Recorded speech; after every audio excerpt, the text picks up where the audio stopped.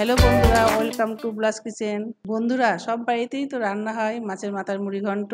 আমি যে পদ্ধতি রান্না করি এটাই শেয়ার করছি, আমার রেসিপি। প্রথমে নেব একটা রুই মাছের মাথা, 2 খণ্ড করে নিতে হবে। তারপরে ভালো করে ধুয়ে জল ঝরিয়ে নিতে হবে।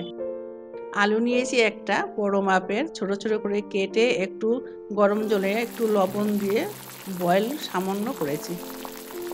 নিয়েছি হাফ বাটি জোয়া চাল, নিয়েছি পরিমাণ মতো আদা, রসুন, শুকনো লঙ্কা, জিরা, দালচিনি, এলাচি, লবঙ্গ, 2টো তেজপাতা আর কালো জিরা। রুই মাছের মাথাটাকে ভালো করে লবণ হলুদ দিয়ে মেখে রেখেছি। এখন মশলার পেস্ট করে নেওয়া যাক। দিলাম শুকনো লঙ্কা, রসুন, আদা, একটা তেজপাতা আর জিরা।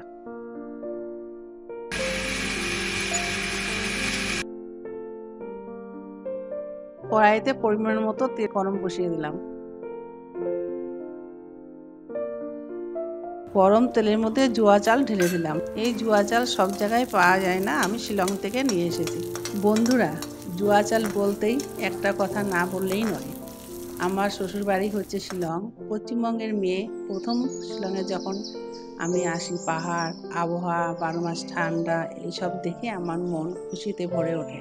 আজ 31 বছর ধরে আমি শিলংয়ে আছি। এখন কয়েক মাস ধরে আমি হায়দ্রাবাদে আছি, আমার ছেলে এখানেই আছে। চালটা হালকা ভাজা করেই তুলে নিয়েছি। বয়েল করা আলু টুকরোগুলোকে লাল করে ভেজে তুলে নিয়েছি। ওই তেলের মধ্যে মাছের মাথা দিয়ে এপাশ ওপাশ করে নেড়ে লাল করে ভেজে তুলে নিয়েছি। আবার সামান্য তেল দিচ্ছি। এই তেলের মধ্যে দিলাম কালো জিরা, লবঙ্গ, দারচিনি, এলাচি, একটা তেজপাতা। এখন গ্যাস কমিয়ে যে মশলা পেস্ট করে রেখেছিলাম তেলের মধ্যে দিয়ে নেড়ে চেড়ে কষিয়ে নিলাম। কষানোর মধ্যে দিয়েছি লবণ, হলুদ, চিনি। ওই মশলার মধ্যে ভাজা আলুগুলোকে কষিয়ে নিচ্ছি।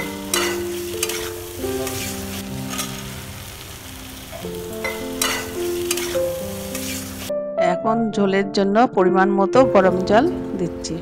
রান্নার মধ্যে গরম জল ব্যবহার করলে রান্নাটা ভালো হয়। এখন দিচ্ছি জলের মধ্যে চাল ভাজাগুলো।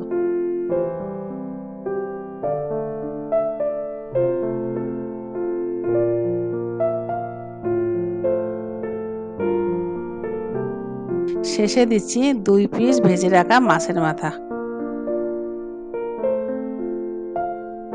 একটু নেড়ে চেড়ে ঢেকে গ্যাস বাড়িয়ে 15-20 মিনিটের জন্য বয়েল হওয়ার জন্য ছেড়ে দিলাম।